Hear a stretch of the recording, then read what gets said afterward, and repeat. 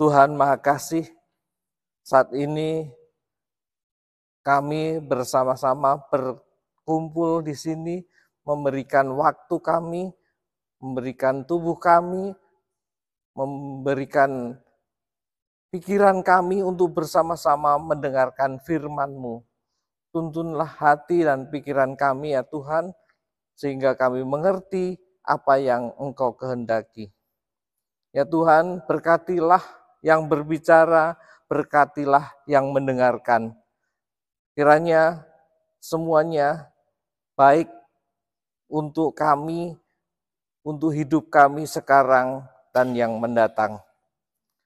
Kami serahkan doa, permohonan, khusus kami ini hanya di dalam nama Tuhan kami, Yesus Kristus. Amin.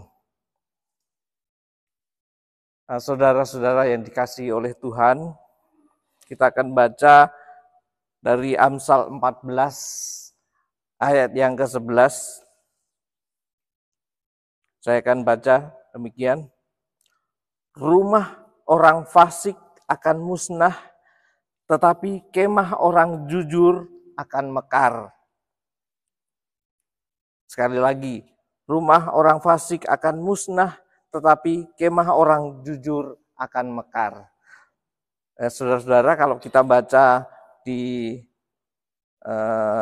Alkitab Terjemahan Baru 2, edisi 2, kata mekar ini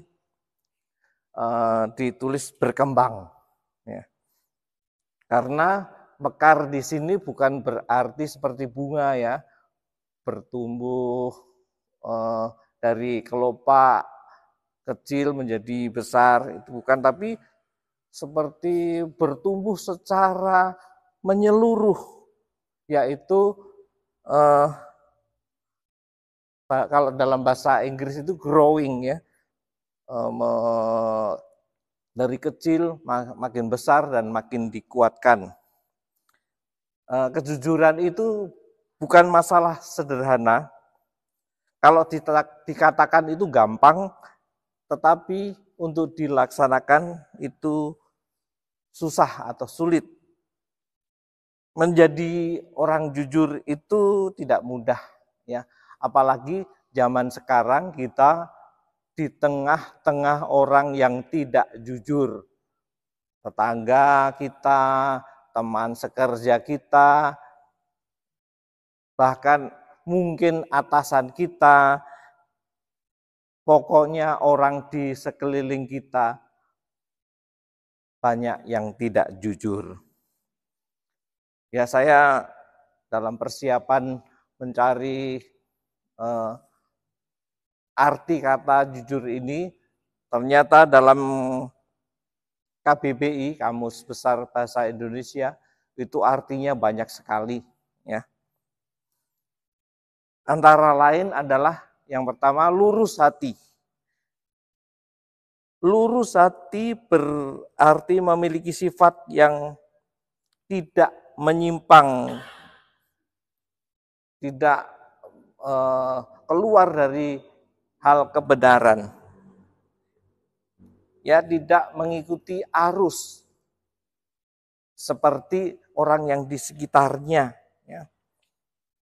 Banyak ya sebenarnya di bidang apapun kita sulit untuk mengikuti arus atau tidak. Ya, karena apa? Karena di bidang apapun, bahkan yang sederhana ya seperti hobi, seperti hal-hal kehidupan sehari-hari, ya, kita mempunyai hobi, tetapi kadang-kadang dalam melakukan hobi itu kita tidak jujur. Ya, misalnya dalam hobi itu kan banyak ya, ada olahraga, ada otomotif, ada seni, bahkan mancing, fotografi, main musik, dan sebagainya. Ya. Contoh saja dalam olahraga, kadang-kadang kita melakukan hal yang tidak baik, yaitu tidak jujur, ya, tidak melakukan seperti aturan olahraga sepenuhnya, ya. Kata jujur dalam olahraga itu bisa mencurangi, ya.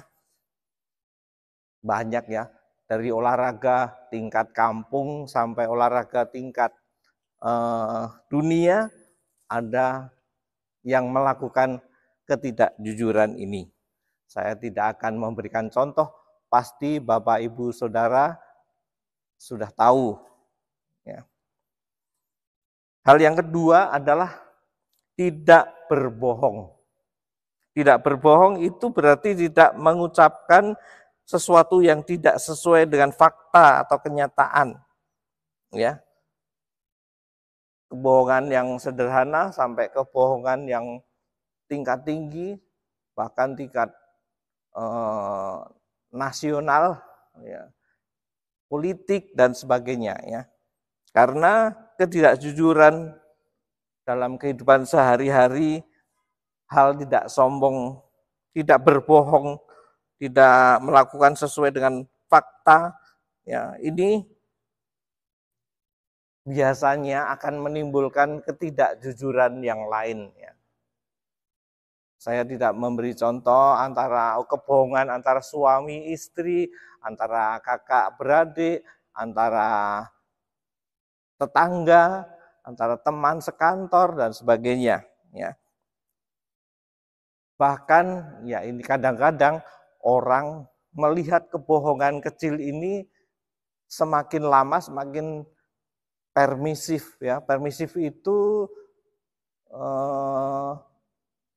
pemaaf artinya. Artinya kalau orang berbohong cuma segini nggak apa-apa gitu.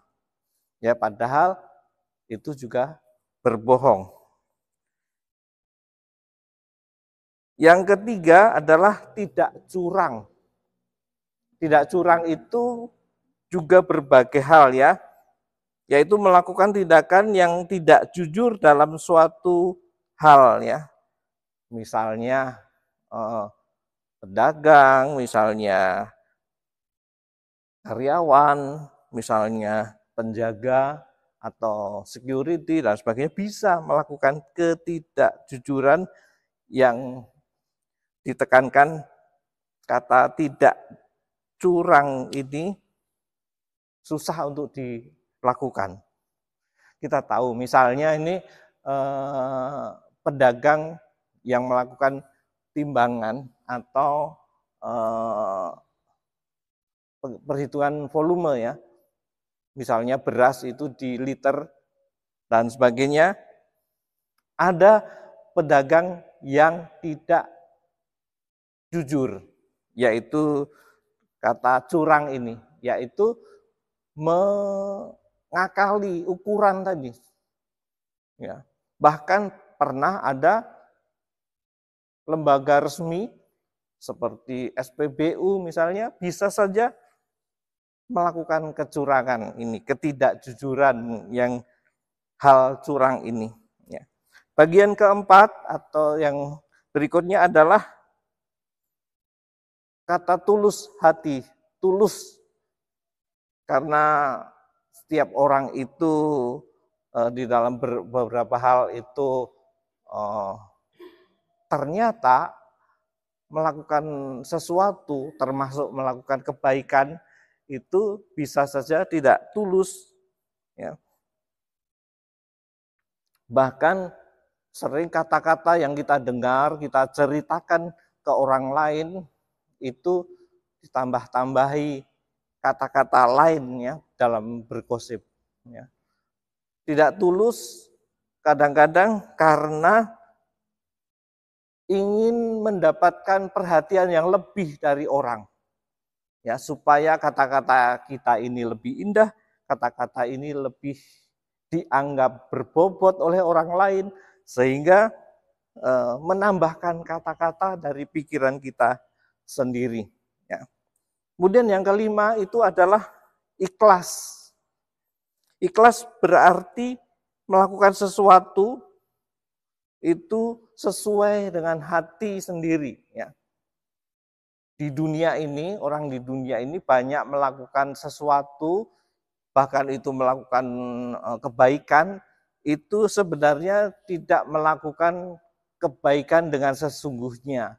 Karena ada tujuan tertentu dalam melakukan kebaikan, memberi sesuatu kepada orang lain, memberi parcel, memberi sumbangan dan sebagainya, itu bisa saja ada tujuan lain, ya, kepada kolega kita, bahkan kepada distributor, kepada bahkan saingan, ya, bisa saja kita lakukan, kita memberikan sesuatu, tapi tujuannya ada tujuan tertentu supaya kelancaran bisnis kita, ya. Itulah menurut Kamus Besar Bahasa Indonesia KBBI ada 5 hal yang berhubungan dengan ketulusan hati. Seperti di awal tadi saya mengutip kata-kata orang, yaitu menjadi orang jujur itu tidak mudah, apalagi saat banyak orang hidup dalam ketidakjujuran di lingkungan kita, ya. Meskipun sulit, jujur tetap harus dilakukan, ya. Saudara-saudara yang dikasihi Tuhan, bahwa orang jujur itu kadang-kadang dianggap remeh untuk melakukannya, ya, karena sudah biasa melakukan ketidakjujuran itu, ya. Secara umum, jujur adalah sikap yang sangat dihormati.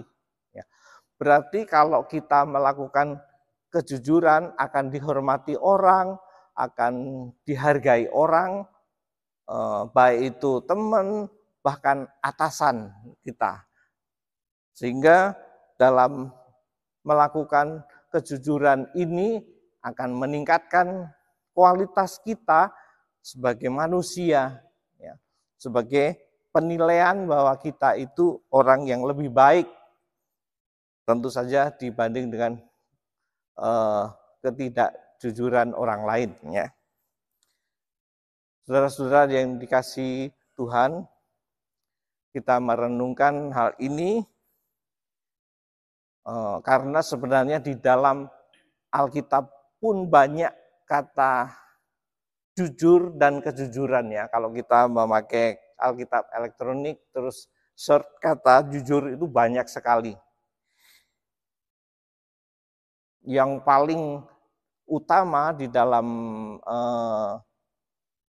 iman Kristen itu sering melihat ayat dari Keluaran 20 ayat 16, ya, yaitu jangan melakukan saksi dusta. Saksi dusta itu lebih